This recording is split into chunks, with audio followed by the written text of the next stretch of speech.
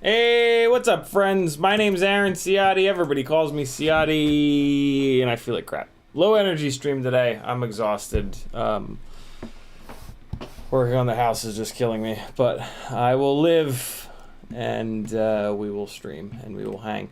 In the chat, Apache Smoke, Wooden Sniper, Riot 9, Bulldog FPV, Chomper FPV, License to Drive You, Jalen, Frank Nicholas, Rob Axelson, TS13, Northern Tier, Max Maxwell, Bork, Danzilla, Left Step, Restyle, Ed K, T1, Ledley, Espander, License to Drive, Brandon's Baked Beans, Ed K, Danzilla, Terrible. What's up, friends? If you want the gangly man to lazily read your name, gotta get in early and say, hey. If you want to talk directly to me, what you need to do is type CiottiFPV. You don't have to put an @ in front of it. You can if you'd like. If there was no space here, the @ would also be highlighted in orange. Doesn't really matter though. As long as you type CiottiFPV and you spell it correctly, it'll light up in orange, and I'll know that you're talking to me. If you don't tag me, I'll assume you guys are talking amongst yourselves. The folks that hang out in the chat here are one of the magical things about this YouTube channel. They are great human beings that know a lot, great pilots, just good folks. So talk amongst yourselves and, I don't know, do whatever you want. CiottiFPV.com is my website. A whole bunch of ways you can support me if you like these live streams. Usually they're not as shitty as this one's about to be, but, you know, you win some, you lose some. Will this be a good stream? No! No, no! Oh, no! No, no, no! Patchy Smoke tagged me and said, good evening from Holland. How are you doing? Hello, Collective. Rob Axis and said, hello, Gangly Man. Danzilla the Terrible says, good to see the Collective. Ed K says, hope you are well. Danzilla says, I bet CiottiFPV could beat that JP character in a fight. Not true at all. I would get destroyed very quickly. I'm a very weak person. Rob Axelson says, pre-ordered my copy of Flow State. Very cool. Yeah, hey, Flow State is getting put out on Blu-ray, which is wild. And there's my big dumb face on the back cover. Crazy. So yeah, I guess you're gonna just look up SOG Productions on Instagram, and I'm sure James has some links to it. I think it's also going to be on a streaming service somewhere, but yeah, I don't know. Maybe it won't be on a streaming service. Maybe it'll be on like I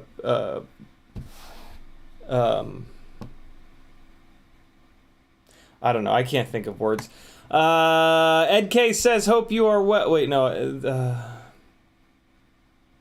Daniel Harmon says, hey all. Bye John says, happy Sunday. Hope you're well, Collective. No One FPV says, yo. Mustang Pilot says, be well. YouTube just did the thing. Motherfucker. Goddamn YouTube, dirty whore. Patchy Smoke, Wounded Sniper says, just got some rest. Mate, seems like you need it. We understand. All right.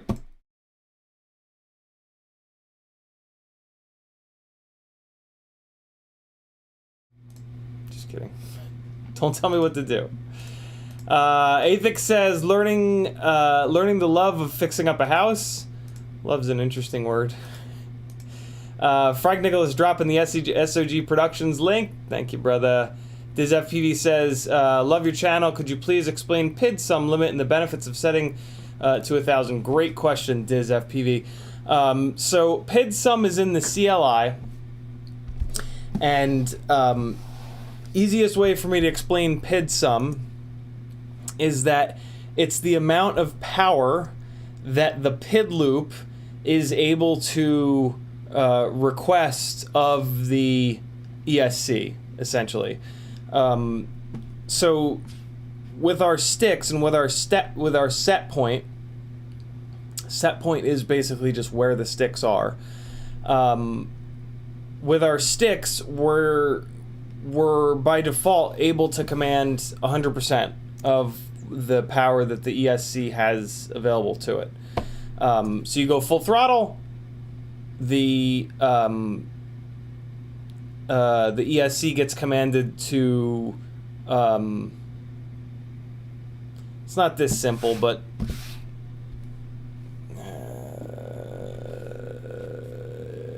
in most cases, you go full throttle, the ESC gets commanded to send 100% of the available power. The PID loop is not, the PID loop is, the PID loop is involved in that process. When the PID loop makes, when the PID loop asks for throttle, Jesus. When the PID loop does things that are not the set point, all right? So you get into prop wash and the rig starts moving around. You don't have to manually fight the prop wash with the sticks. That's not how it works. The PID loop comes online and it sees an uncommanded movement, basically, and it makes a correction. The amount of power that we're allowing the PID loop to use to make that uncommanded correction is pidsum. And by default, pidsum is set at 50% for pitch and roll and 40% for yaw. We don't know why. We don't, like, I've never seen a Betaflight dev explain why they chose those values. My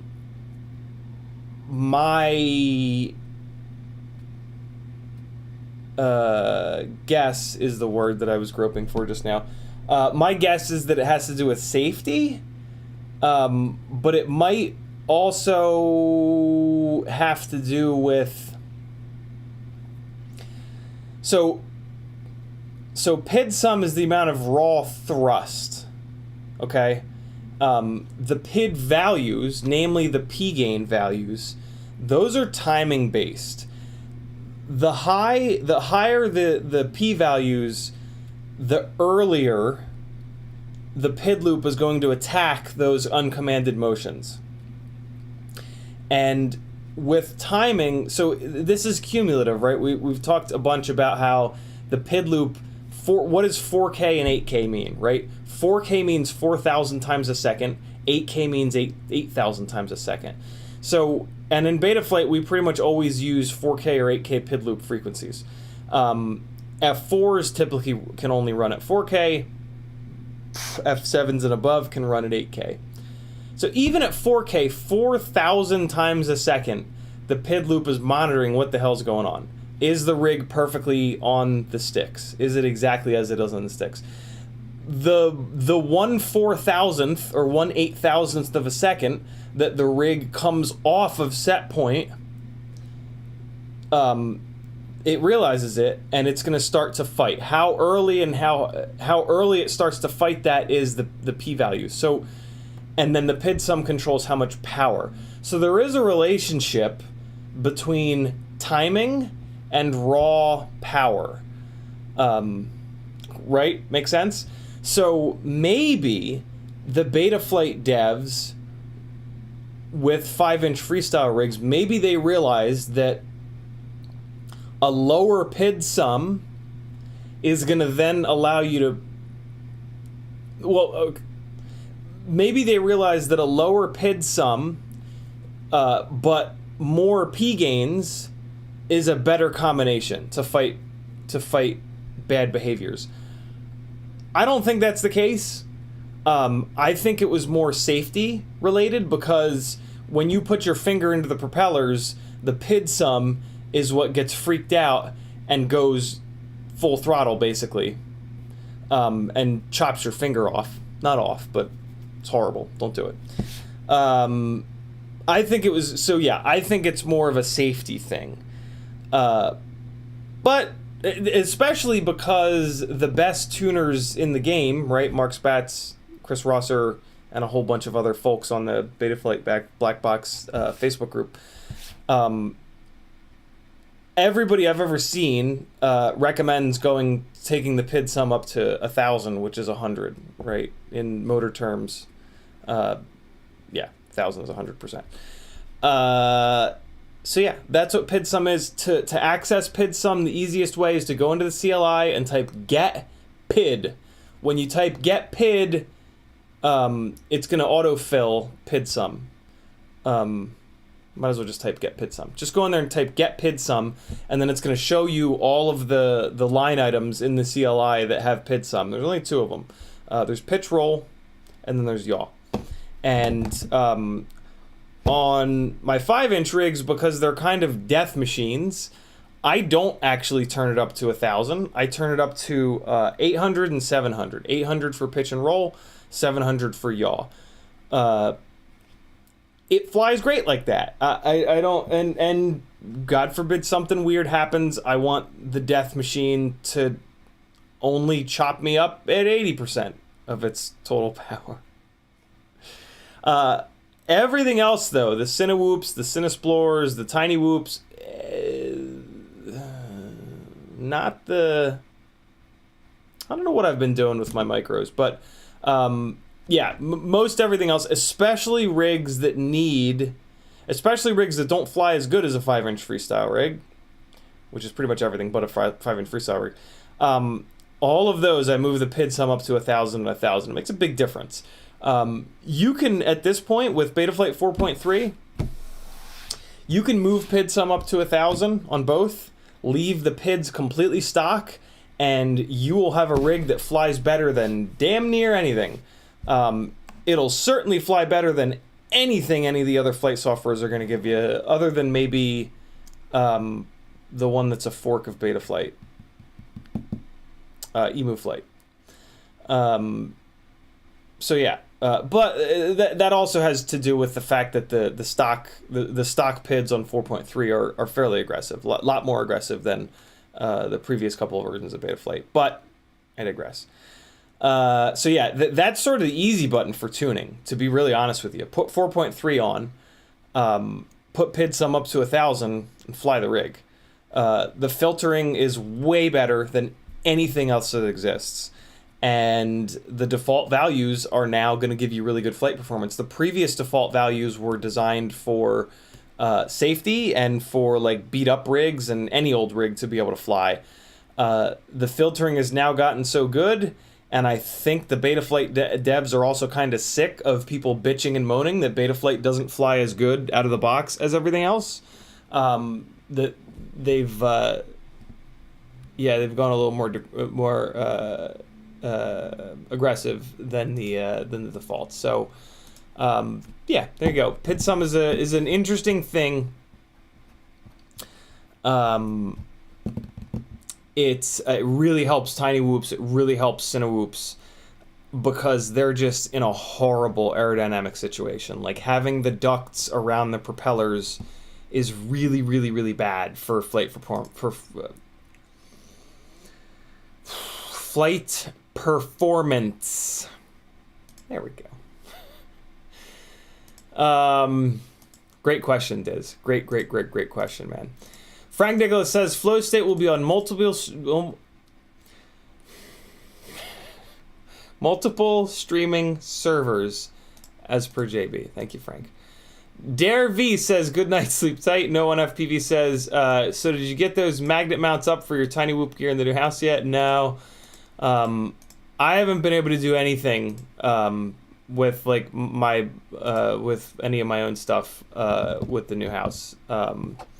It'll get done eventually, but yeah, there's all kinds of other like really pressing things that need to get done before my stuff needs to get set up. So I apologize for all the canceled streams. It means a lot that you guys are sticking around. Patreon took a little bit of a hit, but it's not the end of the world. I'm just, priorities, man. I love you guys and all, but yeah, I've got priorities. So Ryan9 says, what radio link is on that desk rig? 2.4 Free Sky Faux Shame. If you're talking about this one, this is on Crossfire just with an Immortal L, which is one of the things that I'm actually going to change with this when we do the dual camera setup on here. The American Crit Race is coming up. It's on the 16th. I fly out on the 15th. Is anybody in Salt Lake City? If you're in Salt Lake City, message me, because I'll be there. They booked the flight for me, which was cool. I have to figure out where I'm staying, and a rental car and stuff like that, or maybe I'll just Uber. I don't know. I gotta think about it and get it done like really soon. So yeah, I can't remember the last time I was this overwhelmed. So this month is gonna be kind of rough. So I apologize in advance, guys, but I'm gonna do my absolute best.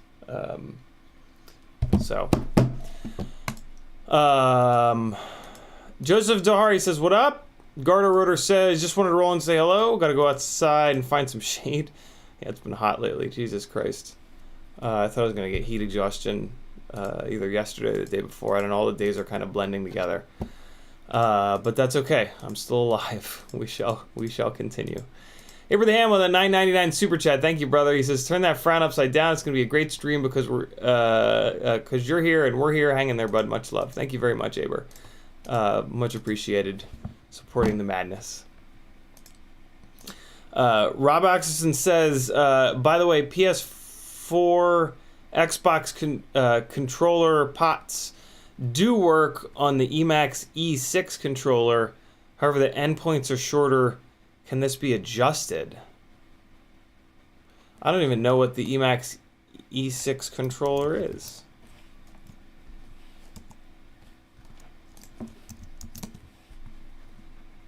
Emax E6 controller. God fucking damn it.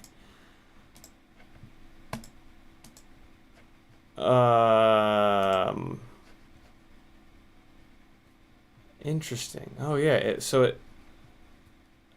those just look like PS4 and Xbox joysticks. That's super interesting. Endpoints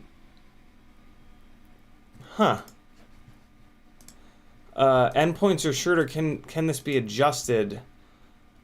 Yeah, I guess in in Betaflight, you can there's the endpoint adjustment in the receiver. In the receiver tab of Betaflight. So you can just right? I feel like I'm missing something. Rob, you know what's... I feel like you would know that, Rob. Am I missing something? I'm gonna say yes. Garter Rotor says, you sound fried. Housing is a pain in the ass. It's worth it, though. It's, I'm just a super weak person. I don't do this kind of stuff. So and doing like multiple days of it in a row is just fucking completely obliterated me. So I need to, I don't know. I need to figure something out. Joseph Dahari needs an IV of Red Bull right now. You guys don't want to see me all jacked up on caffeine. It's not good. Plus, I get the shits. DizFPV says, thanks a lot for the explanation. Been flying for 6 years. Never could find on it. Never could find info on it. Sorry for the tough question. No, the tough questions are the ones that I want, Diz. And the reason why you've been flying for 6 years and you're just now hearing about it is because it's been in the CLI, but either nobody knew about it or nobody kind of played with it. That's what she says. She said I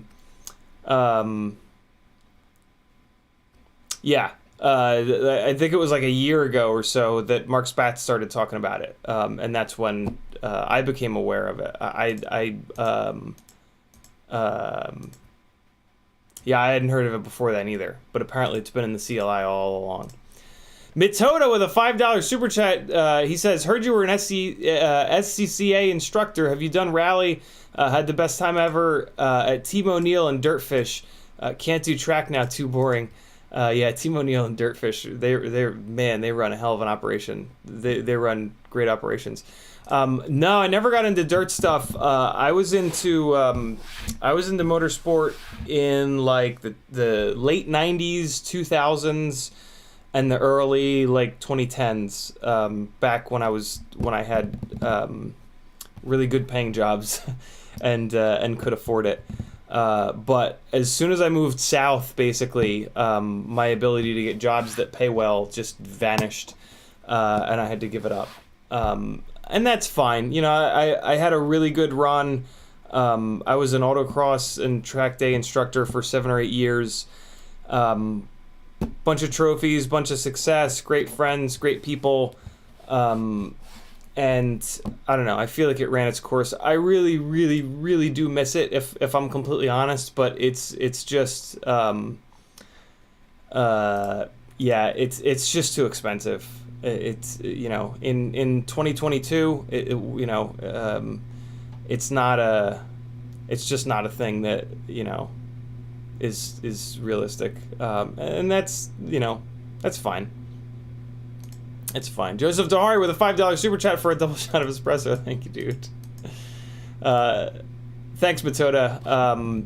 That's awesome that you got to do. Oh, so yeah, where I was going with that is, back when I was into motorsport, I don't think Dirtfish or O'Neill really existed. If they did, they were just getting started. Towards the end of my time in motorsport, Rallycross had like just kind of started to become a thing. That the grassroots side of Rallycross, and just rally in general, became a little bit more attainable. So it was never really an option for me back then. Although, to be honest, I don't know if I would have really gone down that road, because it's a lot more expensive. It's a lot more destructive on components, and it tends to be more expensive because of that. The big reason that I got into autocross is that it was so cheap. You can literally be relatively competitive at autocross for like $1,000 a year, on a local level, not on the national circuit, that's for sure. But on a local level, you can be very, very competitive at autocross for about $1,000 a year, and that ain't bad. I mean, you know, obviously there's a bunch of initial costs, right? The car itself, maybe you're going to use your daily driver, that's fine. But depending on the class that you choose, there are typically going to be some initial costs, at least a set of decent dampers, helmet, unless your region has ones that you can borrow, which they typically do. Something for data gathering is usually really nice. Extra set of wheels makes an awful lot of sense, because like the stock classes, it's kind of weird, but the stock classes where you can only really do like dampers, sway bars. I don't know if you can do an intake. It's either an intake or an exhaust that you can do, I think. Man, it's been a long time. I used to know all the class rules upside down and backwards. But yeah, the stock classes really limit what you can do to the car, which is what makes them so inexpensive. But in the stock classes, weirdly, and I always hated this, weirdly, the tire... I can't think of the word. You're allowed to run slicks. You're allowed to run Hoosier A6. I guess nowadays it's A7 slicks, and you're not going to want to daily drive on those. So in the stock classes, you have to get a separate set of wheels, but you have to run the stock dimension wheels. So you might as well just get a shitty set of stock replacements, which are pretty goddamn cheap. And then the street classes. In those classes, you are limited to a 200 tread wear tire, which you can absolutely daily drive, and they're cheaper than slicks. And I actually prefer the way that the way that the grip falls off a lot more on 200 tread wear versus slicks. But you can build more of the car. You can do intake, exhaust, coilovers, sway bars, tune, I believe. So yeah, you kind of pick your poison. In the stock classing, you're going to spend more on tires, but less on the car itself, and you have to change tires at the event. The street classes, you're going to spend more on the car itself, and less on tires, and you can just show up and drive. So yeah, there is that initial cost of prepping the car, basically. But it's really not bad. It's really not bad at all.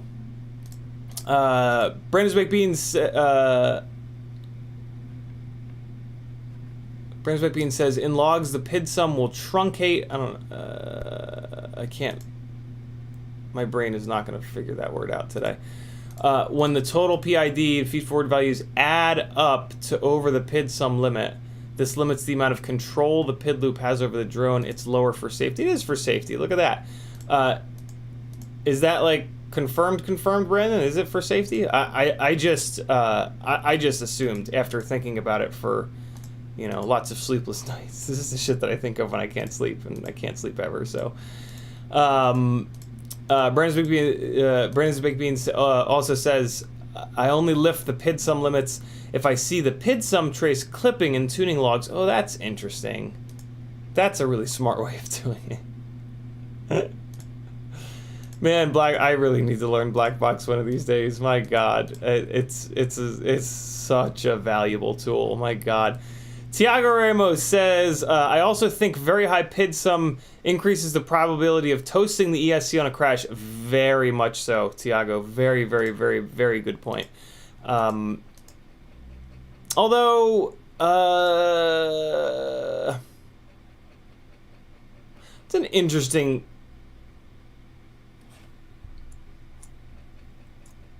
No, yeah, that has to be true. That has to be true. Because on a crash, the instant that there's a crash, there's going to be a gyro spike is going to begin, and the PID loop is going to fight against that. So it's going to pretty quickly get to 100% throttle, and then it's going to continue to bash into whatever it's bashing into. So yeah, that... Brandon, back me up on that. It's got to be true, right? Logically it is, but there's logic and then there's data in logs. So Joe GFPV says hello. Cool Coyote says, what batteries would you recommend for a 6S 3-inch build looking for around 300 to 450 mAh?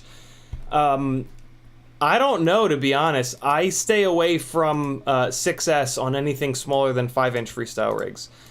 There are little to no benefits, and it's a lot harder on the ESC. It really, micros on 6S blow up ESCs all over the place, and man, I hate blowing up ESCs. So I don't know. I guess my recommendation would be to go 300 mAh first, because it's going to be the least expensive. Stick with like G&B or Tattoo R-Line, and just get like one or two and see if it gives you the runtime that you want, and if it doesn't, then I would hop up to 450.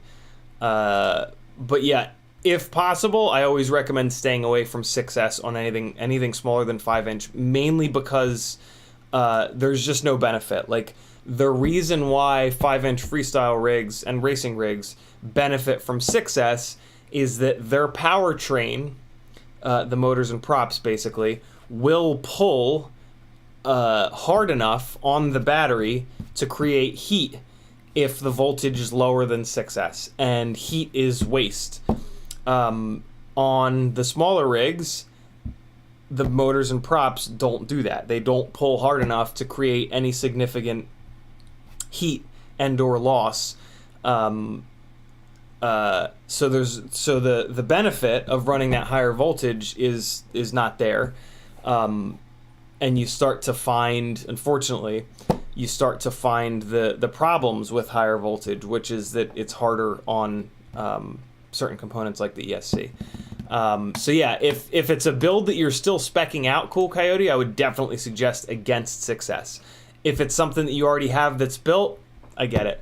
Down the road, I would try to swap the motors out to a higher KV motor so that you can get that rig onto 4S, because it's just going to be a lot cheaper to run on 4S, and there's really going to be no performance disadvantage whatsoever. So there's your sort of build path for that rig.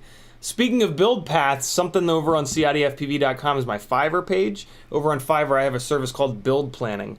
where we do a one-on-one session, half an hour or an hour through Skype or Zoom or the phone call or whatever.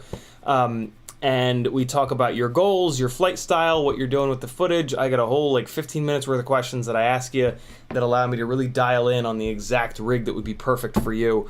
And then I take you through it and I give you suggestions, you know, that are based around tens of thousands of dollars in testing that I've done over the last almost 6 years, to figure out what components are good, which ones catch on fire, so that you can build a rig that's perfectly suited for the way that you fly, what you do with your footage, all these things, and something that's actually going to be durable so that it doesn't blow up all the time, because my God, is that a problem with micros. You don't have to go through Fiverr. They take 13% or something. If you feel more comfortable going through Fiverr, great. If not, just message me somewhere and we'll set it up. Bob Noxious is in the house, flying a little bit in between the rain. Danny Harmon says, can you look at an antenna to tell if it's left-hand circular polarized or right-hand circular polarized? If you break it open, yes. Otherwise, no. But you can probably find a product listing for the antenna, and usually they will either change the color of the antenna to designate right versus left, or they will silk screen onto it an R or an L. So yeah, those are the only ways that you can tell. Yellow Captain says, hello, how are you? Xnova 1804, 3500 kV, powerful enough to swing, 3.5-inch tri-blade, sub 250 all day. Most of the 3.5-inch props are very, very, very low pitch. So you could actually go all the way down to a 1505.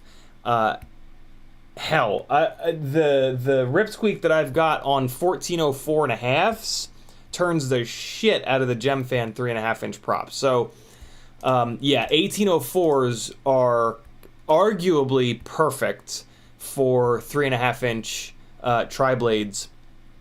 So much so that regardless of the pitch, we only have like 4 different pitches available to us, which range from 20 to, I don't know. There's only 4 3.5-inch props, tri-blade props. The entire range of those, from the highest pitch to the lowest pitch, the Xnova 1804s are going to be absolutely perfect on all of those. So yeah, 1804 is arguably the perfect motor for a 3.5-inch prop.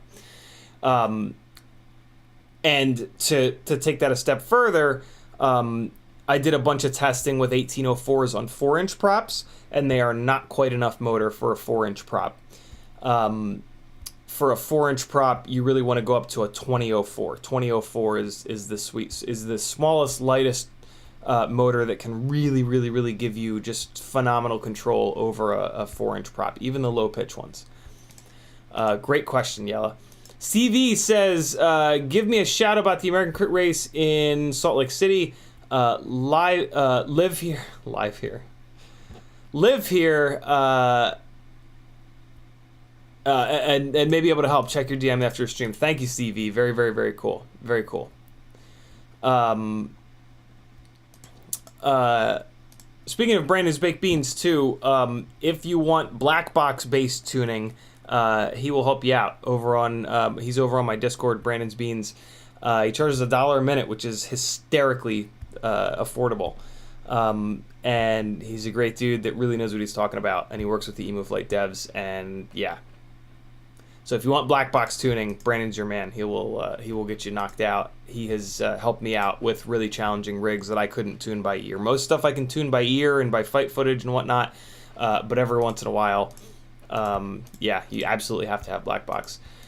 Kevin Sumner says, a little late. What's up? DizFPV says, I've known about it for years, but just couldn't find any info. Diz is talking about pidsum. Jesus. Remy Tim's in the house. He says, hey, how's the move going? The move might kill me, but I hope not. So I'm just gonna keep going. I'm gonna hope for life. Rob Axelson says 3.5-inch on 4S is a blast. Yeah, 4S is great even up to 4-inch props. It's really, I mean, it's more, it's also about the all-up weight, right? Like 5-inch freestyle rigs are really heavy, especially compared to like, you know, typical 4-inch rigs are not all that heavy. You could make a pretty good argument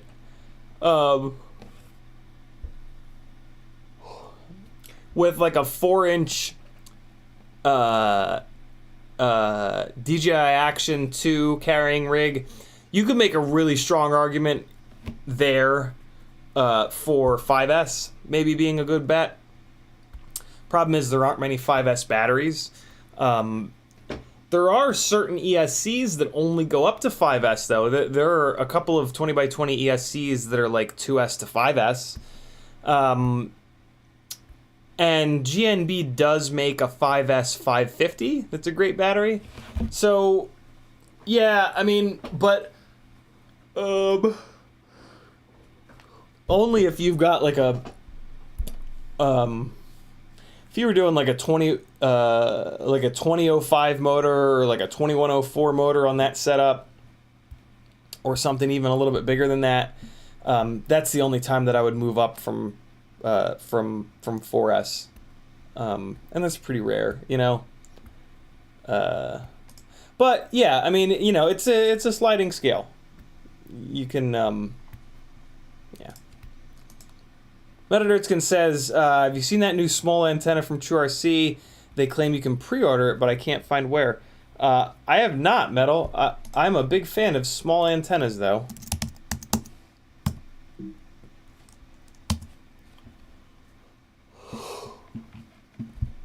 Where are you seeing it? Was it deer? Oh, look at that, an ultra short OCP. That's pretty cool. Where are you seeing it? Is it maybe on their social media? That's not true, RC. Why did it take me to my page? Sure, I see. Really? Your social links just drive to Instagram.com and Facebook.com? Come on now. Ooh, is that it? Oh, look at that. Oh, look, they're Cinewhoop branded. Hell yeah. Oh, look at this. So this is caseless.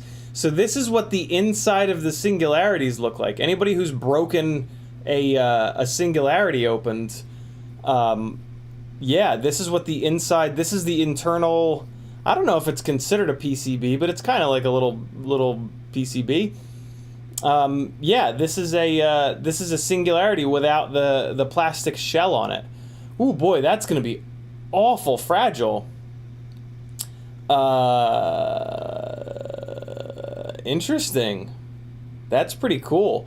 What I would say, if you're gonna do this, is to protect it. I would put this inside of the canopy, like I have my little Mobula 6 set up.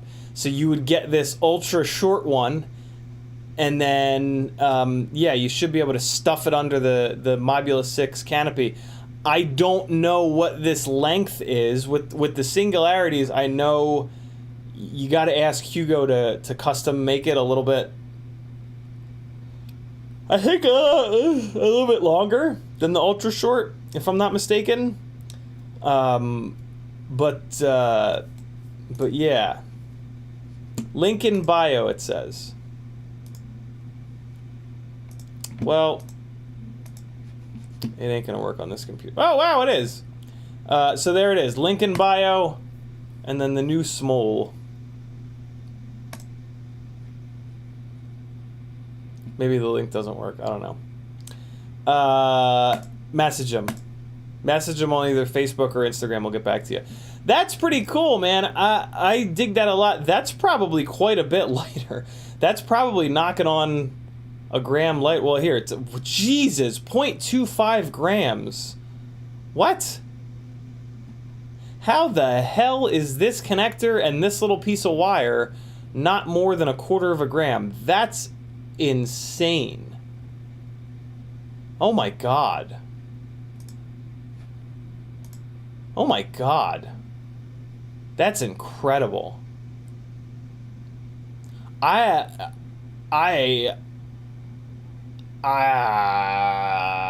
don't know about that. I mean, I'm sure he's not lying, but Jesus, 1/4 of a gram is nothing. How is just this little piece of wire right here? How is this little piece of wire not more than 1/4 of a gram? Good Lord. That's insane. That's absolutely outrageous. Wow. I'm Jesus. Hugo, what a mastermind. My God. Okay. Sorry guys. I'm really struggling to wrap my head around that being 1/4 of a gram. That's incredible. That Jesus. Hold on. I've got a singularity here. This is a singularity that I've prepped, so it's got a bunch of extra shrimp wrap on it.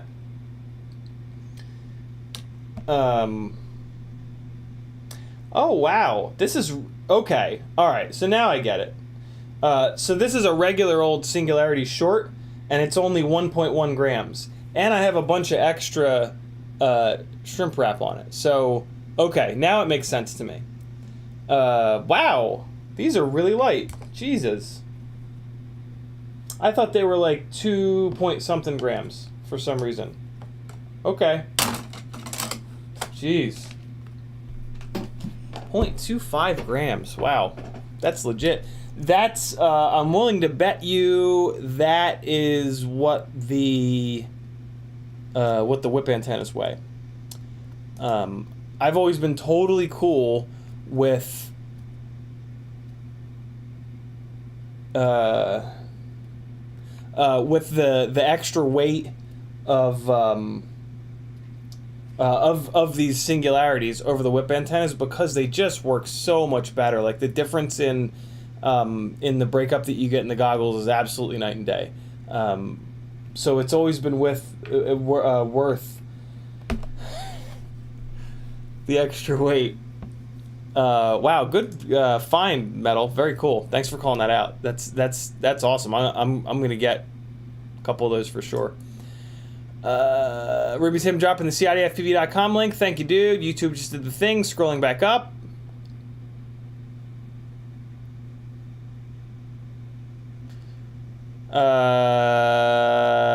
Ruby Tim says, Restyle asked a good question. Amazing. Thank you, brother. Restyle says, oh, that reminds me, can you tell a solid pin versus folded PH 2.0, and do you know where I could find some solid?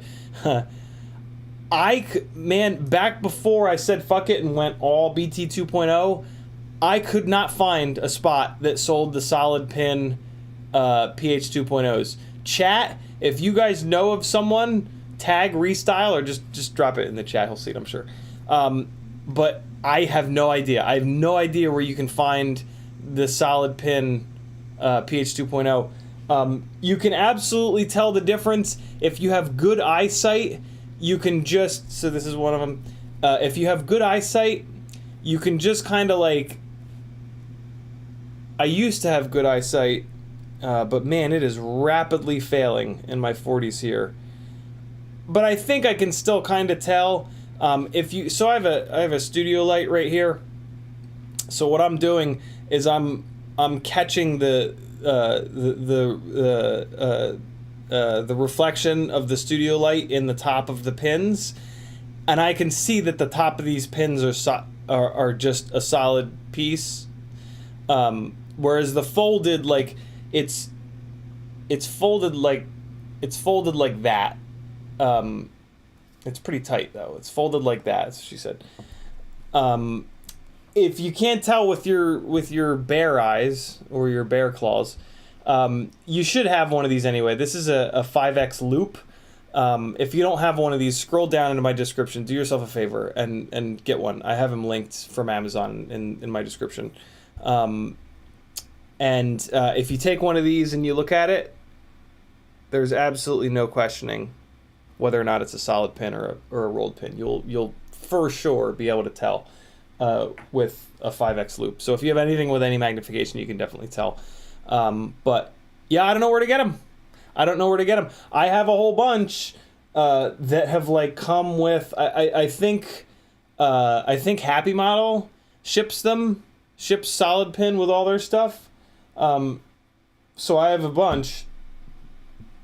But here's what you should really do is go to BT 2.0 because it really is quite a bit better. And the Weebleed FPV batteries are brilliant. Tattoo also has a BT 2.0 battery that's pretty much exactly the same. Both of those batteries are the same as the Nubidro Nitro Nectar Golds, which are roundly considered and agreed to be the best Cinewhoop battery. But man, there is a real like it is unmistakable the difference between solid pin PH 2.0 and BT 2.0. Like you could take a brand new pilot and give them one of each and they would absolutely be able to tell. Like it's definitely noticeable. So that's actually my suggestion. You probably have a bunch of PH 2.0 batteries. So run those into the ground. Just basically stop buying PH 2.0 batteries, and like as you run them into the ground, as you will, because Cinewhoop batteries are, they do that. Just start buying BT 2.0 batteries. Every time you buy a battery, make sure it's a BT 2.0, and then it'll make the transition a lot less painful. Thanks for calling out that question, Rumi Tim. J Drone says hello. Jeff Captain FPV says good to see you back. Thank you guys. Denzel the Terrible says how's that Axis flying box monitor for the DJI project coming along? So a couple of people had messaged Joshua about the Axis box failing on them in the middle of gigs, and I'm now afraid to use it. So much so that I ended up buying Joshua's smart controller off of him, and it actually just arrived. I gotta get it out of the box. So yeah, the Axis box is, and the other big problem is that Axis is no longer supporting the Axis box. So yeah, I'm too afraid to use the Axis box. I was working with Aber, on a setup, and I've just been terrible about getting back to him. I just, my priorities have shifted, so yeah, I feel bad, Aber. I really apologize, man. I'm the fucking worst. Hopefully soon I can get back into FPV mode and handle the month plus worth of stuff that's been piling up. But there are things that are there are other things in life that are I don't know what I'm saying. Metal Dirtskin says they posted it on Instagram, so we got that figured out. Daniel Harmon says broke screen on generic action cam, otherwise works okay. Want to try an external portable display but without breaking the bank. Any suggestions? Broke screen on generic action cam.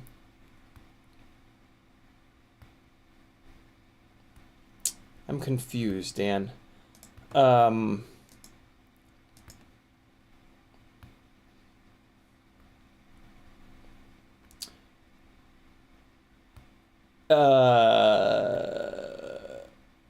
Why can't I wrap my head around this?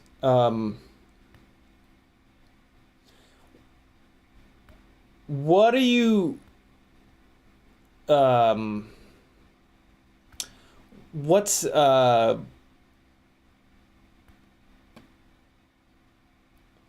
Hold on.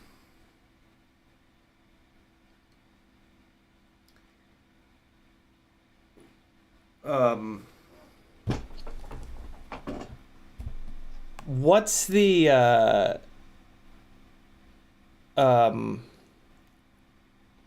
why? Why do you want a screen for the action cam? That's what I need to know, I think. Tag me again, Dan, and let me know why. E-Doc says there's rumors going around that the bigger Whoop races will require circular polarized antennas, and the small is going to make it easier to make that happen without killing flight performance. Interesting. Are they doing that because the whip antennas just bleed all over the goddamn place, I'm assuming? Or I wonder, is it because the timing systems want work better with the circular polarized? Very interesting, E-Doc.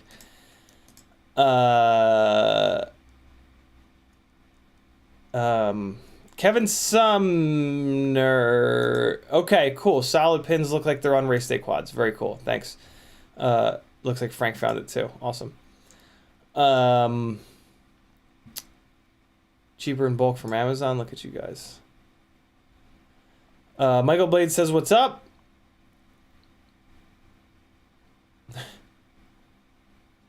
That's a hell of a name. I mean, don't ask me a question because I don't know what to call you. So I call you L. Is it pronounced L or L? Frank Nicholas says Axis just released a new V3 Axis box and firmware. Wow, that's weird.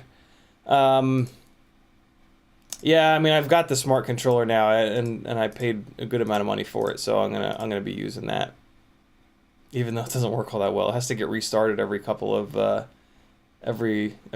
batteries, but whatever. Restyle says neither. It's oh, I'm on the wrong screen. Jesus. What time's this? E-Doc says linear antennas bleed hard and make IMD a lot worse. What's IMD? Is that the timing system? IMD? LMD? IMD?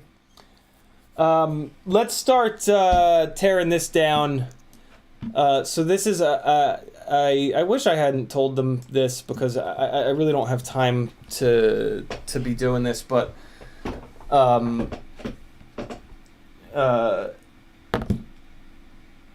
told the American Criterium guys that I would have a rear-facing camera set up for the next event that I did with them, and I'm not gonna not come through on any promises because they're a professional team, and also I want to have this because it's I don't know. I just want it. I want to be able to do this. I want to do more of their events, but I'm expensive. So and I'm not gonna charge them less.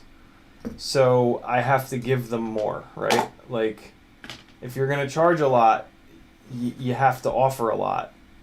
And so yeah, that's what I'm gonna do. I'm gonna try to offer. I'm gonna try to give them the best possible camera angles as I can. And so what we're gonna do. This is my analog Cinesplore. So what I'm gonna do here is put a Rush Tank 20x20 VTX on top of my 20x20 flight controller and ESC stack, and then I'm just gonna stick the Crossfire Nano to the top of that. Or I guess I can stick the Crossfire Nano to the top of the Vista. It doesn't really matter. And then I'm going to put a Vista in the rear 20 by 20 mount locations. And then I'm going to hang a DJI camera off the rear of this, off the rear standoffs with down tilt so that I can fly in front of the riders and give the TV truck a look back at them. It's going to take a little bit of coordination. Basically, what I envision is that I come swooping down in front of whoever the front, in front of the pack or whatever, and then fly past them, and then that's where it becomes tricky, right? Because like at that point I'm blind. I'm just flying straight ahead on the street. So at that point, basically, what I'm doing is just trying to hold elevation, and I'm hoping that the TV truck through comms can tell me. Initially, it's going to be a conversation of, hey, you've got too much up tilt or not enough up tilt, or I guess down tilt. So initially, there's going to be an adjustment period of the amount of down tilt, and that, unfortunately, that's going to have to change throughout the day because certain groups of riders are faster than others. So that's the first big kind of hiccup. But I think we'll be okay with that. But the next hiccup is like, I don't want to get in these guys' way. So I'm hoping that the TV truck can quickly enough tell me on comms higher, lower, left or right. I think I just need them to tell me higher, lower, because if I'm dead in front of someone, I think they can just tell me higher, and then I can increase a little bit of elevation and get the hell out of that person's way so that he can ride under me. And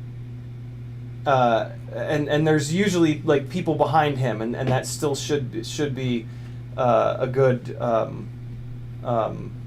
a good shot. So yeah, and I mean, I also have a feeling that when I'm flying this rig, that I will. I'm pretty sure I'll just maintain a higher elevation when I'm flying this rig.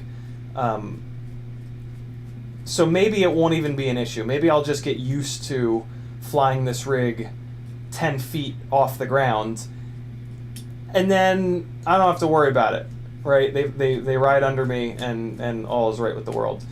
But we'll see. It as long as I can get it, as long as I can figure out how to do this, yeah, it should be fine. And I mean, figuring out how to do it shouldn't really be much of an issue because it's just you know, put the VTX and the camera in the rear. Although one of the things I'm going to need to figure out, one of the potential things that could not work here is having two VTXs on board, both blasting, right? So yeah, there's a chance that this is all for nothing, but it's a good little, you know, for science, right? And we're gonna give it a try, and we'll see what happens. EEDoc says intermodular distortion. It makes the image on some channels appear on other channels. Ah, okay, so it's the technical term for bleed. Got it. Thank you, EEDoc. Rob Axelson says, no, not more, just better. Oh man, what were we talking about, Rob? I don't remember what we were talking about.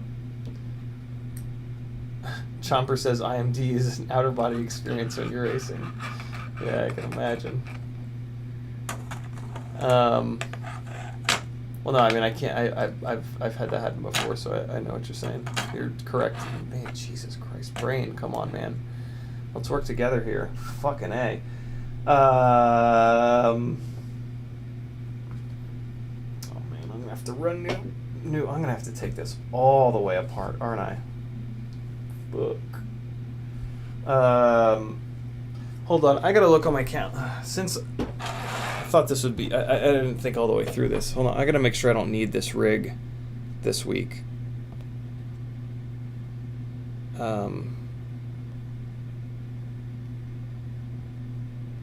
I don't think I have any gigs this week, but I just want to make sure. Nah, I don't. Okay, so we're good. All right, yeah, it's time to get medieval on this. Man, now I have to take a shit too. God damn it.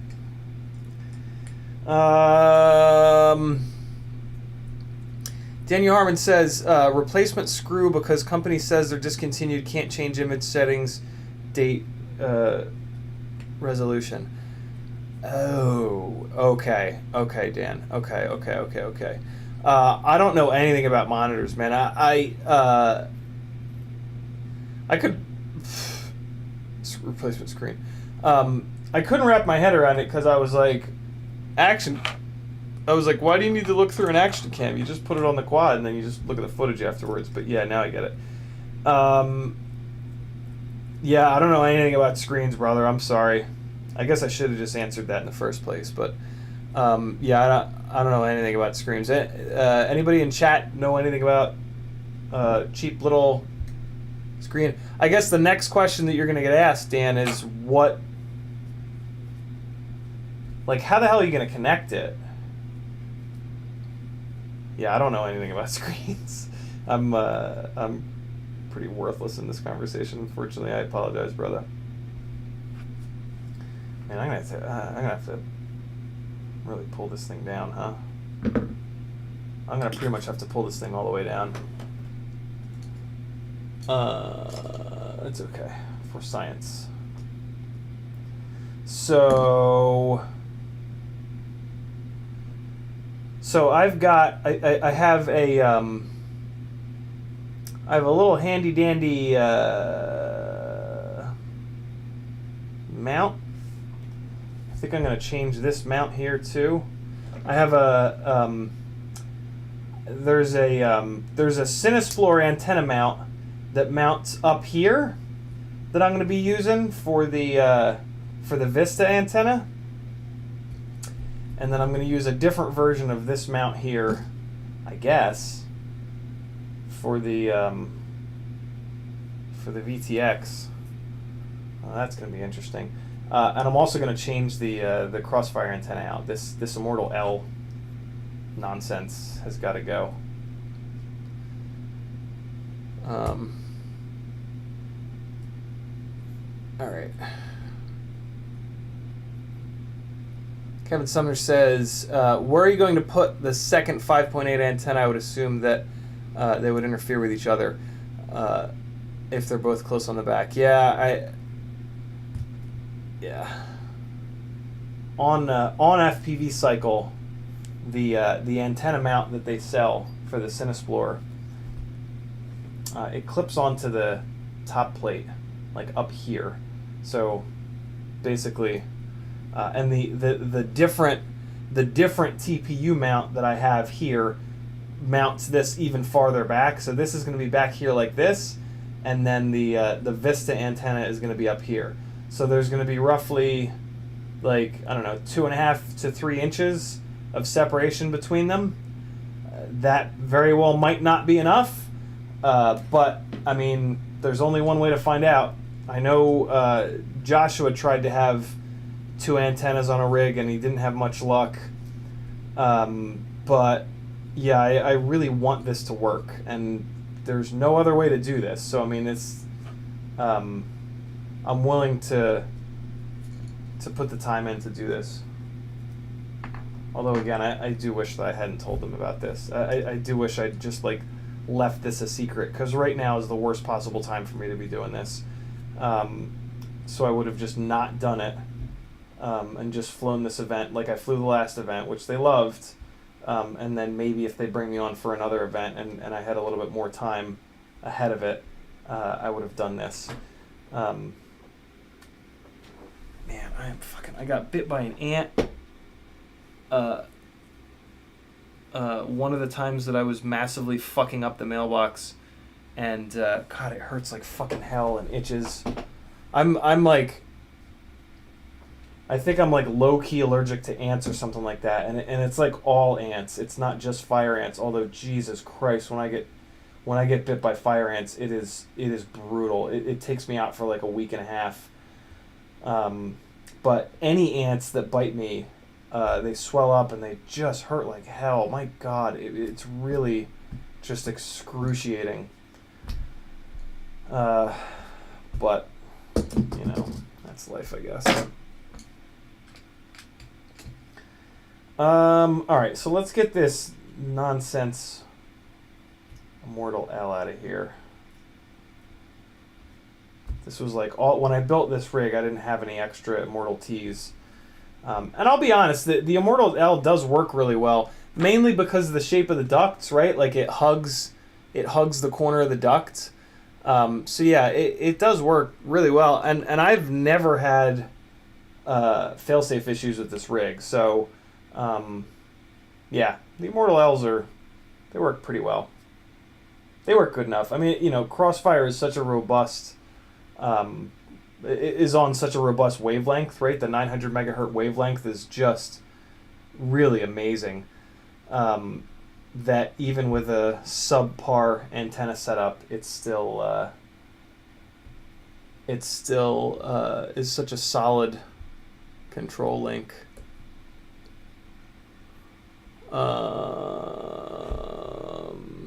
Tiago says DJI and analog don't play nice together, like Kevin mentioned. Yeah. Tiago says test the setup on the bench first. How could I do that? Could I power up another? I guess I could maybe power up another rig and put the antenna in roughly the same spot. Can somebody look up the frequencies? Can somebody tell me how I would get the most possible separation between analog and digital? And I will I'll see if I can figure out how to put a DJI antenna not right next to, but you know, the 3 inches away that I need. Let me think about this for a second. How would I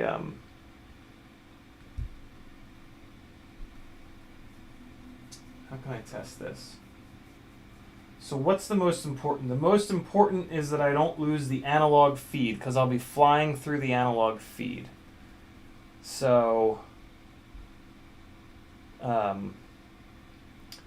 so I need to get this analog on like 25 milliwatts to simulate a bunch of range, to simulate me flying like a block over. And then I just power up. Yeah, I think we can test this. But yeah, if somebody doesn't mind, let me know what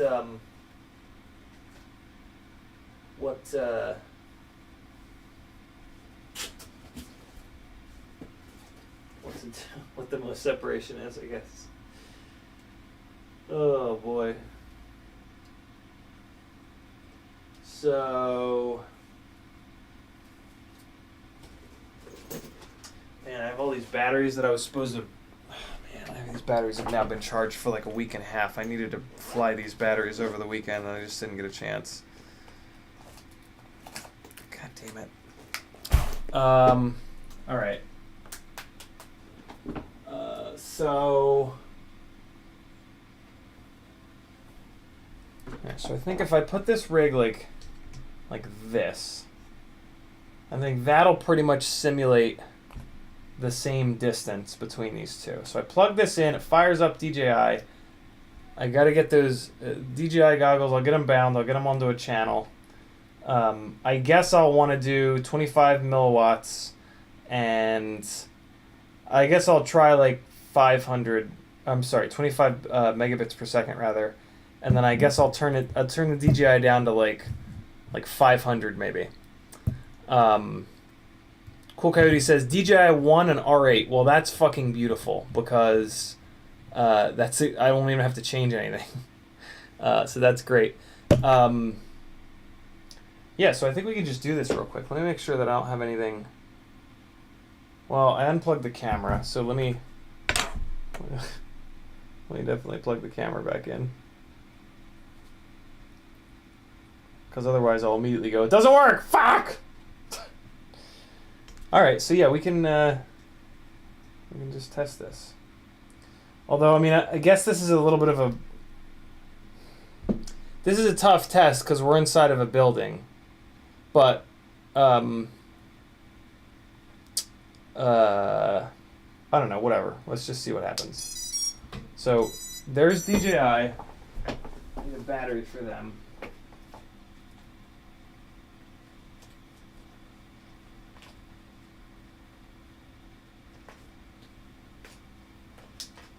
Come on, goddammit. Alright. DJI rig is up.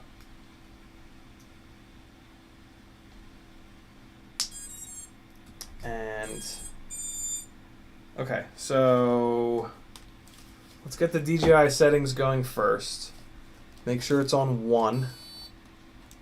And make sure it's not on 1.21 gigawatts. So player, channel 1. Okay. Settings. Transmission is on 25 megabits. Good. And then device is on 500. Okay.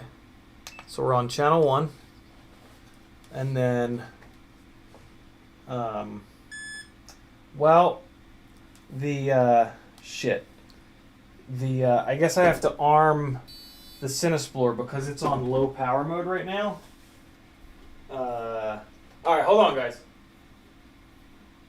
I'm going to put the DJI goggles in the kitchen, and then I'm going to go into the bedroom.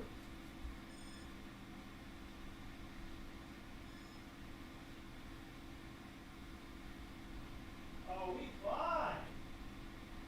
We good to go.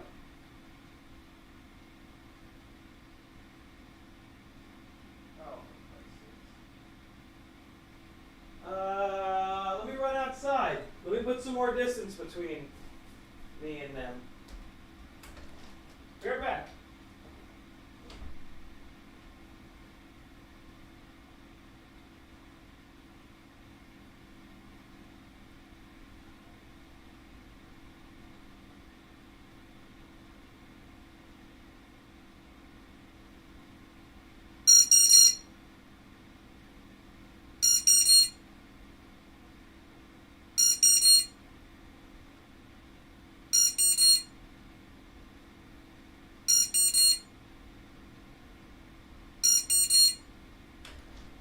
Man, we fine. Wow. Oh, for fuck's sake. Yeah, it's completely fine. I got like all the way around front of the building, and I was even holding. I was holding the DJI goggles like pretty much right next to me, and it was completely fine. That's really impressive, actually. Yeah, we're going. We doing it. Jeez, that's pretty cool. I'll be damned. I thought I was planning on having to like stand far away, and which would have been fine. But yeah, man, shit. I was holding the DJI goggles, and it was completely fine. That's pretty cool. Hold on, I gotta put these batteries on. I mean, they're probably ruined by now. They've been sitting fully charged for over a week, but I gotta put them on dischargers. Maybe they're not ruined. God damn it. I gotta get better about this. Alright. So yeah, we're good to go, friends. Both feeds were completely fine. Stick your head in the microwave.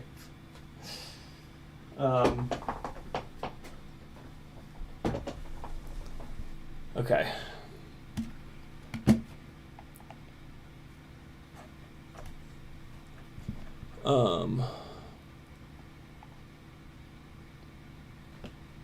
Man, and I mean, like, look, they're really close. I mean, they're only like 2.5 inches apart, these two antennas. I think we're fine, man. Wow. That's wild.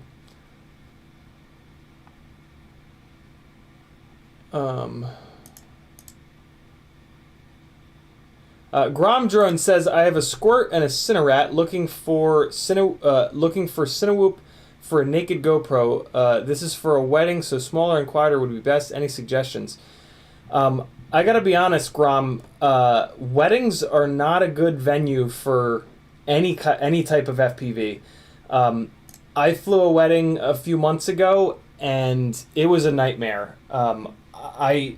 It's really bad. The chances of someone getting hurt are just astronomical because there's no, like, everything is run and gun, and run and gun is not FPV. FPV is like not a run and gun kind of situation. The other big problem is noise. Even the lighter weight rigs are way too loud for a wedding. So like the actual opportunities for you to fly are kind of few and far between. The reception is kind of the only chance. But again, it's really, really, really sketchy. So hopefully you've got a ton of experience, like years and years and years of flight time. And then, I mean, you want to... I have not found a great... So I don't have a naked GoPro or anything like that, so I've done little to no research on the best carrier for those, but yeah, I mean, that's definitely what you want to be looking for. And just make absolutely sure that whoever's hiring you understands that, like, what you're going to be flying is obnoxiously loud. So, like, you're not going to be able to fly during the reception. You're not going to be able to fly, like, most of the event. It's going to be, like you're going to want to get there early when everything is set up and none of the guests have arrived. And then you can get, like, some simple B-roll kind of stuff. And then it's pretty much just the reception, because in between those two events, there are people randomly walking around in all different directions. And then, yeah, I mean, there's stuff going on that you're not going to want to hear. So, yeah, weddings are tough. In my opinion, weddings are just not a good venue for FPV. It's just not. And not to mention that, you know, like, wedding edits, wedding videos are not action-packed. They are, like, chill, serene, piano music the whole time. And FPV doesn't make any sense with that, right? Like, the photography drones are really what you want for that kind of stuff. So, if you have a photography drone, I would really try to convince whoever is hiring you that that's the right answer. But if they're hell-bent on FPV, just to cover your ass, I would definitely have a discussion, a really, really honest discussion with them about the noise level and about the danger level of FPV when you're dealing with the general public rather than talent, right? Like, when we do gigs with talent, we can have a safety meeting with the talent and explain to them things that they really need to know. And then when we're in the air, the subjects are on rails, basically. Like, they're going to walk a predetermined path, take after take after take, or they're going to be standing around the fancy car or whatever it may be. So you know exactly where they are. When you're dealing with the general public, you can't do that, right? So they're just going to randomly walk around the corner at the worst possible time, and getting even like a 2-inch or a 2.5-inch rig carrying a naked GoPro caught in Aunt Bethany's hair. That ain't a good look for the entire FPV community. That's the kind of thing that can blow up and get on the news, and nobody wants to be that guy that kind of blows it up for everybody. So be really, really, really, really, really, really, really careful. I will never fly another wedding, to give you some idea, regardless of the budget. It's just not a good use for FPV. But there's a couple of tips for you to hopefully mitigate the risk of something really nasty happening. I need to get this VTX off of the bottom plates. Yeah, I wish I had I wish I knew more about the little lightweight rigs that carry. I would shoot for a 2-inch rig, though. I'll tell you that. I would a naked GoPro is light enough for a 2-inch rig to pretty confidently carry it around. So yeah, I would definitely be looking for a 2-inch rig, and then you're also keeping the weight down as low as possible, which is one of the only ways to reduce the amount of noise that these things make. Right, thrust makes noise, so the less thrust, the quieter. And then you're going to be looking to use the most bladed propeller that you can. I believe GemFan has a 5-blade 2-inch prop. That would definitely be what you want to run. More blades will allow a lower RPM to create the same amount of thrust, and that is going to be quieter. So yeah, the most possible blades, the lightest possible rig, and just cross your fingers that Aunt Nini doesn't walk around the corner when you don't expect her to and catch her in the face. Because nobody's going to be happy about that. Alright, so let's get this TBS VTX out of here. Tempted to leave this plug on here, but to be honest, TBS VTX versus a rush tank, the rush tank is probably going to be a whole hell of a lot more reliable. TBS VTXs are good when they're brand new, but like it certainly seems like every single time you plug them in, they lose a couple of milliwatts. So within a couple of months, TBS VTXs are usually pretty useless, and you got to swap them out, even without crashing them. It's kind of wild. But I mean, I guess it kind of makes sense. They make their VTXs without any kind of heat sinks, so they most people that have theorized about this kind of come to the conclusion that they just run them way too hot. And when you run electronics way too hot, they take damage, and it's cumulative damage. So, but I mean, when they're brand new, if you have unlimited budget and time to swap them out all the time, they are pretty good, and you are going to save a couple of grams usually. But man, the rush tank stuff is an awful lot more durable in my and most people's experiences. A hell of a lot cheaper too. Okay, so we got that pulled apart. Denzel the Terrible says, too bad you can't do a little picture-in-picture rearview mirror in the goggles. That'd be dope, right? That would be super cool. Michael D says, Kevin Sumner has a good point about the two 5-point antennas when they interfere with each other. Rob Axelson says, when you charge a lot, don't offer more, just offer better quality of product. Yeah, very, very true. That's exactly what I'm getting at here. Tiago says, do a basic test and tune, see if it's a mess. Metal Dirtskin says, maybe just make sure you're on channels that are very far apart. That plus opposite polarization might be enough.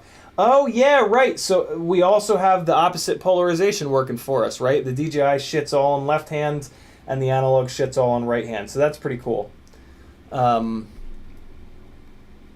Vitrafly says, did you try the new simulator? What are your thoughts on it? I don't know what the new simulator is, Vitrafly, but I don't really spend any time in sims at this point. Simulators are great for your first, I'm going to say, 3 or so years of flying, if you fly a lot and are really dedicated to getting good. But eventually what happens is, once you get to a certain level, almost the only thing that matters to getting better is flying the same exact rig over and over and over again, so that you can basically, for your first few years, there are big gains to be had, and you get all of these big gains, and you get all these big gains, and you get all these big gains. Well, once you start to get better, the gains get smaller and smaller and smaller, and eventually the gains are just minuscule, just tiny little gains. You just get a little bit better, and like at that point, the raw amount of stick time that you've had is not is kind of inconsequential. What really matters more is that you fly the exact same rig over and over again, so that you develop this sort of predictability. Your rig is 621.5 grams, and you've thrown it up over, the same tree 700 times, and you're trying to get closer to the tree. If you do that a bunch, you're going to get better at it. Your muscle memory is going to improve at doing that. If you then come home and spend a half an hour or an hour on the simulator, it's going to erase most of that progress that you've had, and or you're just going to have to develop a completely different set of muscle memory for the simulator. So like what you'll note, and the way that I noticed this is basically I would go out and fly, and by like my last battery, I would be dialed in, flying great. The days that I would come home and not use the simulator, and then I would go back out and fly again, I would be pretty dialed from like battery number 1. The days that I would come home and use the simulator, I would get used to the simulator, and then when I would go back out, I'd be flying like shit because I would be used to the simulator. So yeah, at a certain point, the simulator, in my opinion and my experience, actually hurts you. But for a long time, it's going to help out a ton. All that being said, what the resist the urge for these new fancy simulators that look really cool, because they're not going to have physics that match real life. If the simulator looks really good, they probably spent most of their time on the looks rather than on the physics. Velocidrone and Liftoff, Joshua and Blunty did a breakdown of all the simulators, so go by what they say, but last I heard, I don't remember watching that, but last I heard, Velocidrone still has the best physics, and if you don't like Velocidrone for some reason, there's also Liftoff. But yeah, what you want is a simulator that the physics are dialed in rather than a simulator that looks good. If you're trying to get better as a pilot, if you're just trying to have fun, then use whichever one is the most fun. But if the goal is to try to be a better pilot, which is what that's been top of the list of priorities for me for the last 6 years, then yeah, take what I'm saying. Go by what I'm saying. Kevin Sumner says, put the antennas out, diagonally opposing arms. I was thinking about that, Kevin. If my plan was to mount them this way, because they're good solid mounts, the way that I just tested it, because they're nice solid mounts, and I'm not introducing any other nonsense. And then if it didn't work well with them mounted here, I was going to do exactly what you're saying, and I was going to zip tie them to the arms here. Or maybe to the, I don't know. I was going to figure it out. But yeah, that was sort of the plan, was to potentially put them out on the arms. But my God, that little test I just did was wildly successful. So I don't think I'm going to have to screw around with any of that. I'm going to build it like this, and then I should have some time to test it, hopefully, before the 15th. And yeah, away we go. So I also don't like the way that I have this thing spaced out, so this is kind of good. I'm using these rubber grommets as spacers on here for some reason. That's kind of a weird choice that I made.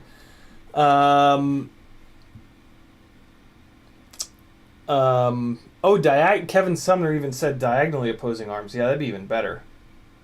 Yeah, I could probably do that, because the rush tank will be up here, so I can run like the MMCX out the side. Yeah, it's gonna be a little bit of a nightmare dealing with MMCX. God damn it, I hate MMCX.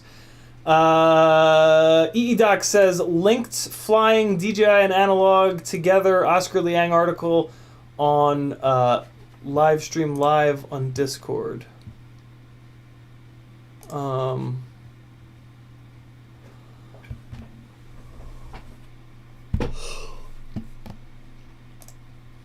did he do some testing?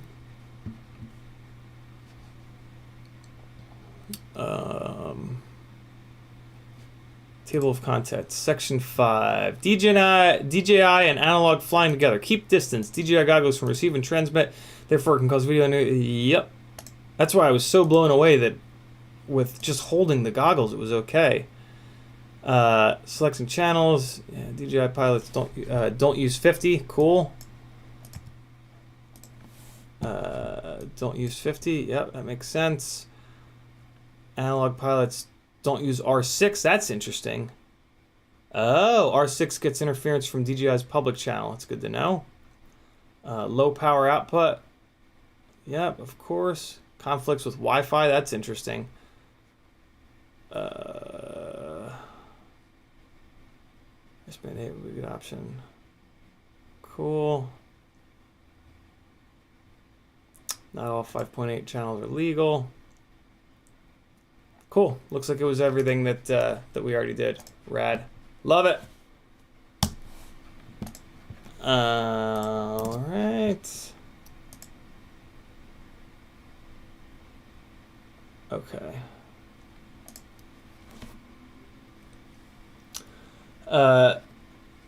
Tiago says, to be fair, take the DJI goggles to another room. DJI goggles transmit. Corey H says, do you have any experience with dog corn batteries?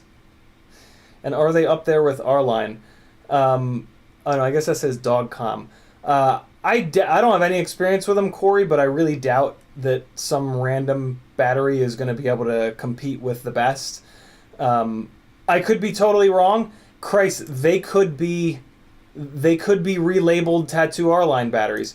I'm pretty sure that Dogcom doesn't make their own batteries. There's only like 2 or 3 places that actually make the batteries for everyone. So yeah, these Dogcom batteries they very well might be made by Tattoo, and they might be R-Lines. What comes to mind are the Talon batteries from Heli Nation. So those are Tattoo R-Lines. But what's interesting is they never really perform quite as good as Tattoo R-Lines. One of the other things I know about these batteries is that there are a lot of different grades of battery. So, you know, Tattoo sells the R-Line. Chances are they're going to cherry pick the best of the batch for their top-of-the-line battery, right, for their R-Lines. So R-Lines are always going to be the best. If someone comes to Tattoo and says, "Hey, I want your premium battery," you know, unless let's say Dogcom did that, right? Let's say Dogcom went to Tattoo and they said, "Hey, I want your top of the line." Unless Dogcom is willing to pay a lot of money, Tattoo is not going to cherry pick better batteries out of their batches than their own R-Lines. So you can with batteries, you can really tell the quality by the price. You know, none of these guys are driving Ferraris around. There's not anybody in FPV that's got a fleet full of Ferraris. So the money is staying in the companies, and you're getting what you pay for the most part, with a couple notable exceptions, right? Like, you know, sometimes there'll be a very well-paid pilot connected to a brand or a company, and, you know, their signature line, it's kind of obvious that a good chunk of your money goes to that pro pilot, right? Like we see that. But you know, this is probably not that case. So unless those Dogcom batteries are a lot more expensive than the R-Lines, there's pretty much no way that they're going to be better than them. You know what I'm saying? Does that make sense? That probably makes sense. I hope that makes sense.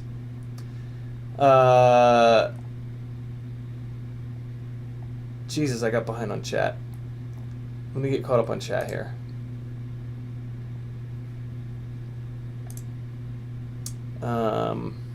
Rob Axelson says, what's that funny squeaky sound, Aunt Bethany? Right, 9 says, I'd put analog on R1 and DJI on channel 3. When DJI first turns on, it's on R6 and blasts only for a second, but better that way, in my honest opinion. So I won't have a problem with that. You know, like I'll be plugging DJI in and analog in all at the same time, and then there'll be like a 30-second to 60-second gap before I actually go up in the air. That's a really good thought, though, Riot 9. If I was going to be like unplugging and plugging, if I was going to be like unplugging and replugging DJI in while it was up in the air on analog, but I wouldn't be able to do that. You know, when I'm up in the air, my hands are going to be on the stick. So, yeah, we should be good.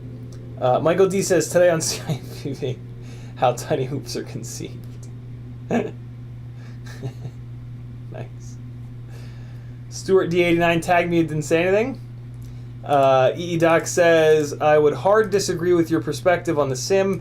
Mincham Kim still sims, and I don't know any pilots better than him. So I think racing is a little bit different than freestyle.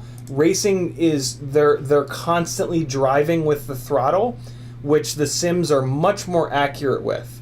The big problem with sims is off-throttle throws. And with freestyle, off-throttle throws are our bread and butter. And, like, you know, I commonly forget about racing. Like, I commonly forget that racing exists because I'm not interested in it. So, yeah, Doc, you're absolutely right when it comes to racing, but I just don't care about racing, so I never really think about it or talk about it.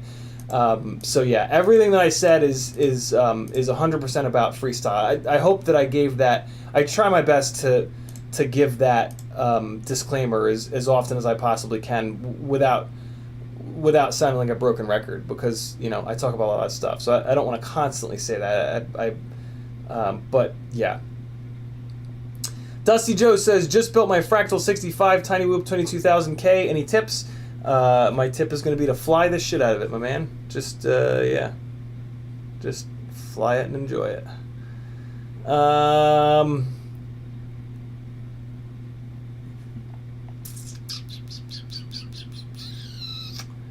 My other tip is to let us know about the durability on the on those motors on that Fractal frame, because it's probably going to be a while before I build mine, unfortunately.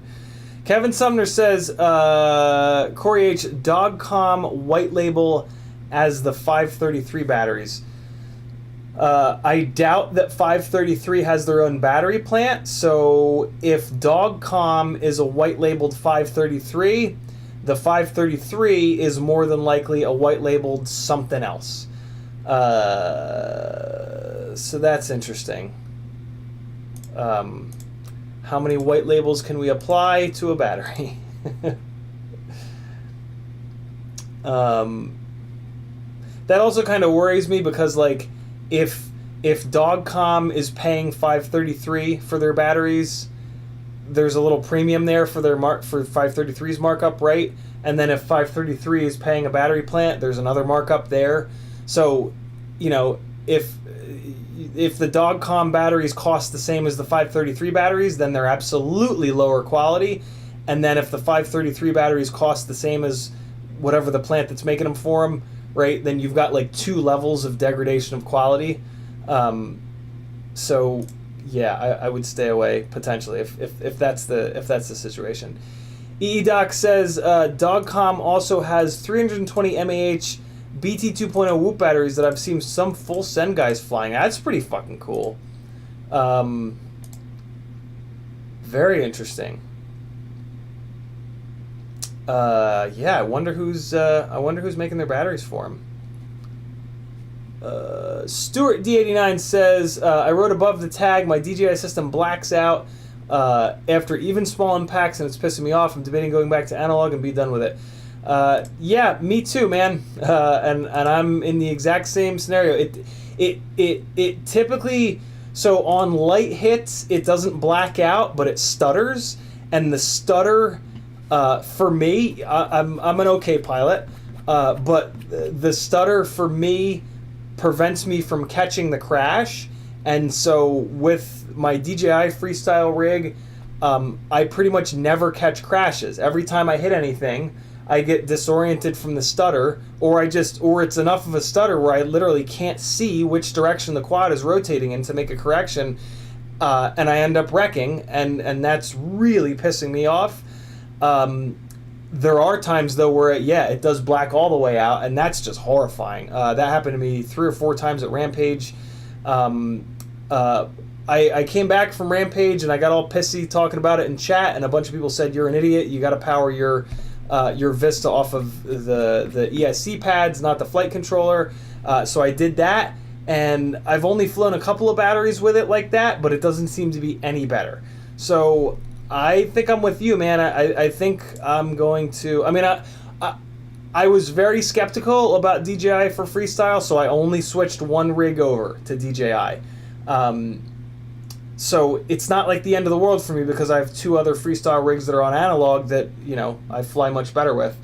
But yeah, I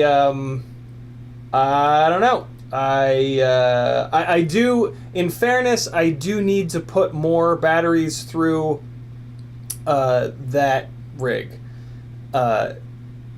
But if it stays like this, and I've heard this from multiple this is what people got pissed off at me about, is I'd mentioned how, like, I talked to a few different pro pilots that had said that they're having the same issues, and chat was like, rightfully so, chat was like, well, fuck you, you know, you don't trust us, but you trust pro pilots, and like,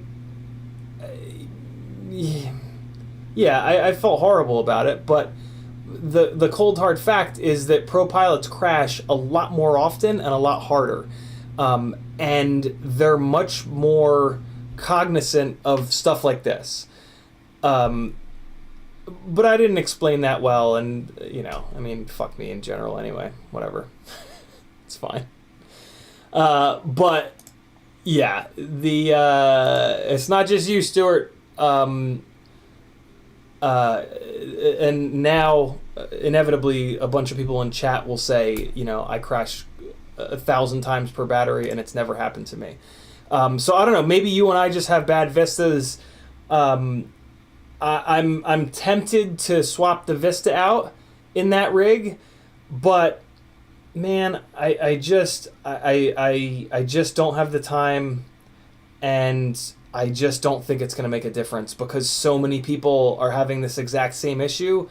I have a really hard time believing we all have bad vistas, but I'm always wrong, so I'm probably wrong.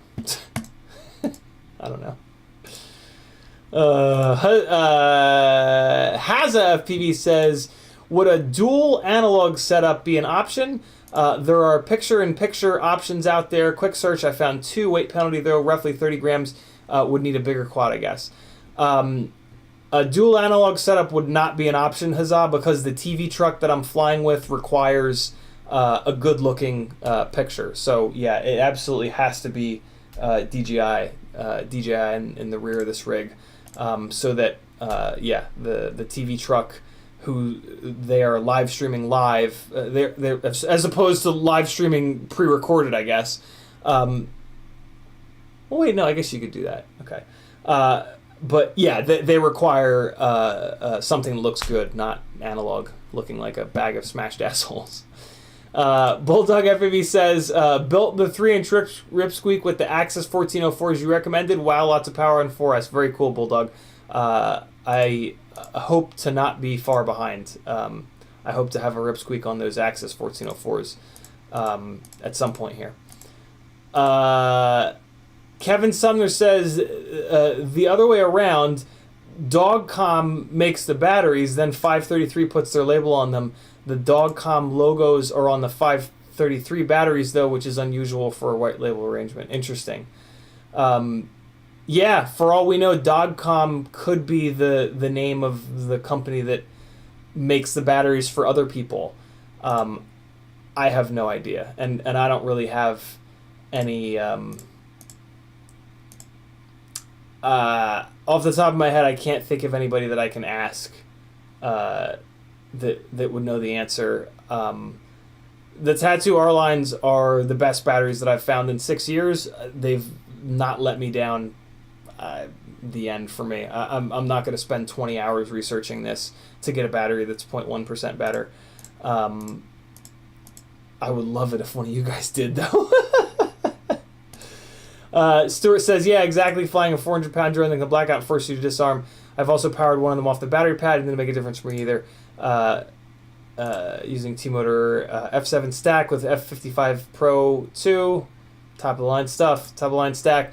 I have 3 of these drones built with it, and they all do it. Oh, there we go. So there's some...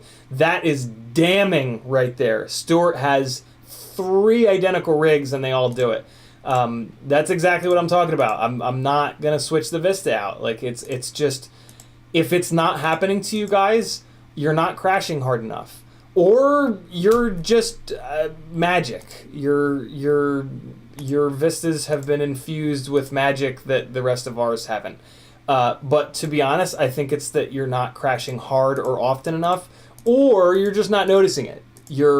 What I have noticed is that a lot of folks will close their eyes when they crash. It's pretty natural, right? You're staring into screens. Your brain is pretty convinced that you're actually flying, and you're about to smash into something. This is something that I did for years. Right before an impact, I would actually close my eyes in the goggles, and that's the exact second where this thing happens. So I think it's one of those three things. I think people who aren't having this problem either don't crash hard enough, don't crash often enough, or they're not noticing it / closing their eyes when it's actually happening. And yeah, I eventually got out of that habit, and yeah, it's something that's very noticeable, and it prevents me from catching crashes, and that's a big fucking problem. But Erickson says, for sure, I believe it happens, and I have seen some rigs do it much worse than others. I'm not sure I know what the pattern is. Me either, my man. Me either. The only other thing that I could do is put one of those spike absorbers in, but I don't know, man. Like, I have it hooked up to the ESC pads that are properly very short, very thick gauge wired to 1,000 UF capacitor. I just don't think that a spike absorber is going to be the magical unicorn fairy dust thing. Again, I'm probably wrong though. I'm always wrong. Kevin Sumner says, agreed, I take Tattoo R-Line when available, GNB for anything else. Yeah, that's exactly it. Tattoo R-Line, top of the top, GNB, one level down. I've recently revisited China Hobbyline batteries, and man, am I disappointed. Man, I am fucking spoiled by Tattoo R-Line batteries. I won 3 China Hobbyline batteries when I won the Rippies competition thing at Rampage, and all 3 of them are dead already. They all dropped cells, and the one of them dropped a cell the very first time I charged it. The second one, I think I flew it twice. The third one, I think I flew it 4 times. And they're all garbage. I know some of you guys love China Hobbyline batteries. I certainly hope that you're having a better experience than I did, because if this is the common experience with China Hobbyline batteries, I don't give a shit how cheap they are. Get fucking rid of them and start buying Tattoo R-Lines, because they're way lighter. They give you more power up until the end of the battery, and they're not much more expensive. So, but all that being said, I flew China Hobbyline batteries for a long time because they were the cheapest. So I get it, but wow, the black labels and the Rotor Riot fuel cells, just awful, incredible. Stuart D89 said, "Oh my God." All right, well, here we go. Stuart, Jesus, thank you, Stuart. Like, seriously, thank you for coming into the chat and sharing this, and also thank you for your suffering, because it sucks. But your suffering is going to be heard by a shitload of people, which hopefully will make you feel a little bit better about it. Stuart says, I have spike absorbers on them all as well, plus 1,000 UF 35 volt caps. So there it is. There's really nothing else that you can put in line that I know of that'll, what the hell's going on here? That will, make that any better. So all of you that called me an idiot, I expect an apology. I'm just kidding, obviously. Seriously, Stuart, thank you, man. Thank you for sharing that with us. That's a big deal. But Erickson says, one of my glides has a cap directly on the Vista power pads. and that one does glitch on landing. You got me on that one. So Metal Dirt's gonna... Yeah, I mean, that should make it better, but it actually makes it worse. That's interesting. Espander says, weird, 2+ years of bashing Vistas, and I can't remember seeing stutters, let alone blackouts on crashing. Yeah, I don't know. Maybe the only thing that jumps out at me there is Espander, you said 2+ years of bashing. Maybe Espander has a DJI built Vista, although I thought that DJI never stopped building the Vistas. I don't know. Maybe the original Vistas were better in some weird way. I don't know. I don't know how to explain it, but I've heard from far too many people, and I've seen it with my own eyes, and I just can't. Yeah, I don't know. Stuart says, I asked on Facebook about it, and people suggested the MIPI cable might be dirty, dislodged. Yeah, that's not. That seems insane to me. So clean it and reseat it or change it. I'll try that and see what happens. Yeah, that's not going to change anything, Stuart. That's classic Facebook advice right there, which is to say completely useless. Facebook is just filled with people that don't know anything, but everybody always wants to help, right? So. Yeah, don't ever listen to anything that gets said on Facebook. That's a little bit harsh, but yeah, troubleshooting on Facebook is like just looking right down the barrel of that shotgun. I'll put it this way. If you're going to listen to anything from anyone on Facebook, take a moment to look at their profile, and you'll probably find that they got into a drones about 10 minutes ago, and or ask them for like kind of credentials almost, like ask them, you know, how many drones they have, how long they've been flying. Did it solve the problem for them? In most cases, they're going to say no. Yeah, Facebook is an absolutely horrendous place to get any kind of tech info. It's weird. Like, yeah, I don't know. Like, on one hand, it's nice that people want to help, right? Like, that's a good thing that people want to help, but what people don't understand is that if they give you the wrong answer, they're doing more harm than good. But yeah, I mean, it's nice that you want to help. You know, like I rant about this an awful lot, and I immediately feel bad because it's like, well, I mean, and every once in a while I got blasted in the chat too. Like, well, you know, they just want to help. And it's like, I get that. I totally get that. But like, when someone sends you on a wild goose chase, it literally, it wastes more time than it's worth. It's just bad. It's just bad. And it's very frustrating. And I don't know what the answer is. Why won't this ESC? There it is. Yeah, I don't know. I don't know the solution. Right? Like, is the solution just don't listen to anybody on Facebook? But then, here's the thing. There are people on Facebook that know what they're talking about. And or, if you listen to enough nonsense on Facebook, eventually you'll hit someone that knows what they're talking about. So, like, I guess maybe it's just that. Maybe, like, Facebook just needs to be the absolute last resort. You have to go into it understanding that 99% of what you read on there is going to be absolute nonsense.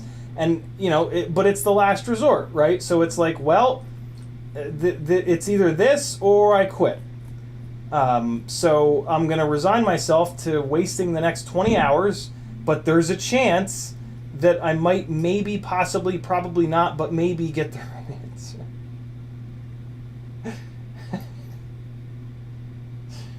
I don't know, man.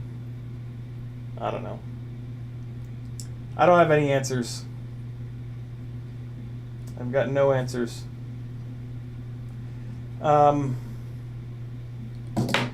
It is 5 o'clock though, and I'm getting to a really frustrating part of this, so I'm actually going to bail. And I'm going to go see if I can take a nap, although I probably won't be able to, but I have to at least try, because I feel absolutely horrible today for so many reasons. But we tore some of this apart, and you guys asked some really good questions. So I don't know. I don't feel like this stream was a complete catastrophe. If you do, then I promise that it's not usually like this, and it's usually much better than this. So please do come back if this was your first live stream, because this was a pretty low energy, kind of frustrated, shitty one. I'll be back tomorrow night, 10 o'clock. It is a giveaway stream, so, you know, even if you have to put up with my big dumb face, at least maybe you can win something. I'll see you guys tomorrow night. Wait, hold on. Hold on. I will say this. There are Facebook groups that are filled with really knowledgeable people. Namely, the only one that I can think of at the moment is the Black Box Log group. So, yeah, if you find the right Facebook group, there can potentially be some really smart people in there. But, you know, those are pretty small groups. Those are pretty small, tight-knit groups. If a group has more than 1,000 people, you're going to get a lot of horrible info from there. So just keep that in mind. Kevin Sumner says, I spent a fair amount of time on Reddit. Same kind of shit happens over there. Really? God damn it. I would hope that Reddit was a little bit better because it's Reddit. But, I mean, I guess it's just a website, so if you have fingers and you can type, it's going to have the same shit. Uninformed, unresearched opinions all over the place, like ELRS is the same as FR Sky, near quote from yesterday. Oh my god, I hate everyone. EEDoc says, my issue with FPV knowledge is the people I've met that have been the best connected and have the most knowledge of the things I look for barely use any social media at all.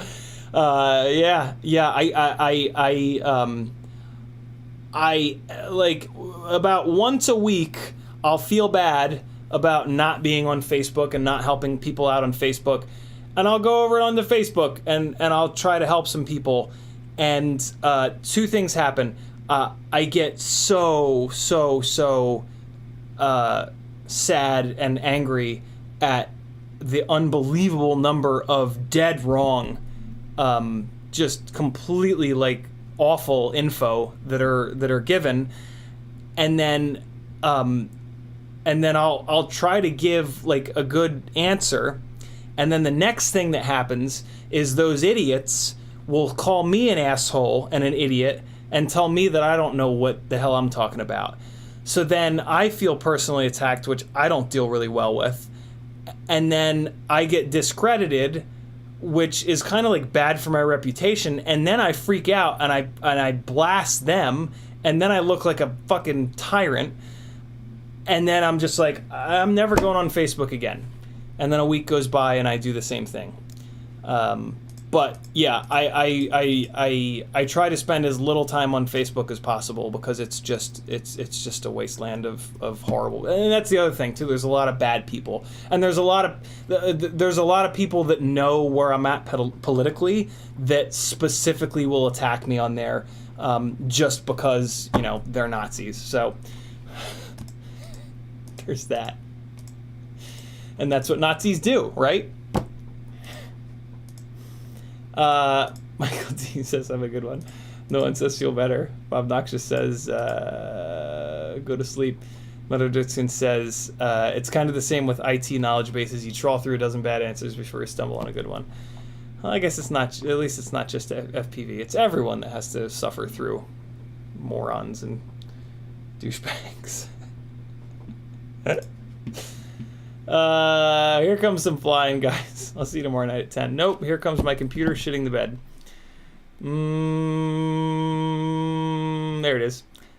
Here's the end of the flying from the beginning of the stream, which was back in 2019, Christmas 2019. The full edit with music that matches the edit is here on my channel in the FPV edits section. But for right now, you're just going to get epidemic sounds. Love you guys. Be good. Later.